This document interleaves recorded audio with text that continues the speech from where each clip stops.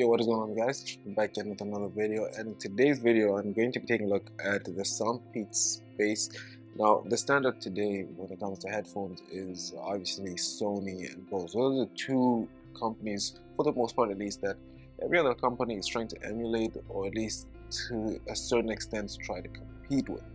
So this is somewhat caused in what I dub arms race, if you will, for headphones, where companies are making headphones much better quality at a cheaper budget, all in an effort to try and compete against Sony and Bose, just to make a much better alternative in different aspects. So when it comes to these, it's no different. Of course, these are trying to be a competitor, or to some extent just be a good enough alternative.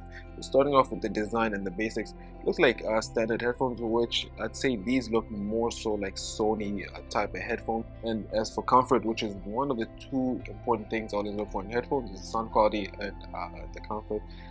They're actually pretty comfortable and they feel really lightweight when putting them on. The headrest at the top is comfortable as well.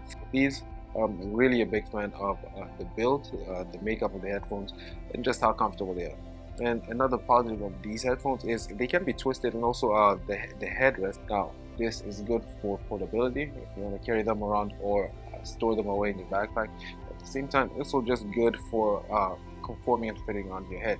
Usually, headphones that are as flexible as these will be easier to put on and just to relax and use. And another thing about these headphones is the active noise cancellation is on the right. Now here it's neither here nor there, but me personally, I would prefer the active noise cancellation to be on the same side as the volume rockers, because it just makes it easier. But this really isn't anything to take away too much from the headphones. That's just a little itty bitty personal preference.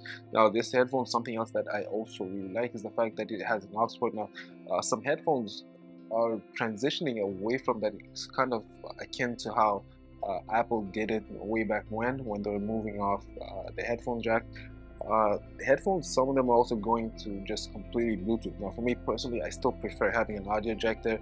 It just gives them more versatility. If you just want to play video games or something, like connect it to your PS4, you can do it that way. And at the same time, always relying on your battery life. Even though some of these headphones, I'll get to the battery life as well, starting to have really crazy hours, you still always want to have the capability to just use a normal aux to aux and plug it to your computer or whatever device that you want to plug it into. Also, these headphones, they have hybrid noise cancellation and as well as active noise cancellation. It uses both those in tandem. Hybrid noise cancellation is just going to cancel out everything using the microphone on the outside and as well the microphones on the inside. It's good enough to cancel out the audio from, say, just ordinary conversations. If someone's trying to speak to you, those are going to get blocked out. But in terms of how much it can cancel out, I'll say the threshold, I noticed there's construction in my neighborhood at least, and that was seeping. As for the battery life, as I mentioned, headphones are getting crazier and crazier with the battery life. Now, this in a way I view it as a different alternative that they're trying to give, compete with higher end headphones, if they can do it in terms of quality and audio quality. Charging for 10 minutes is going to give 12 hours in return. And then at the same time, the full battery life is 123 hours. Now, there's a caveat there because that's when active noise cancellation is off.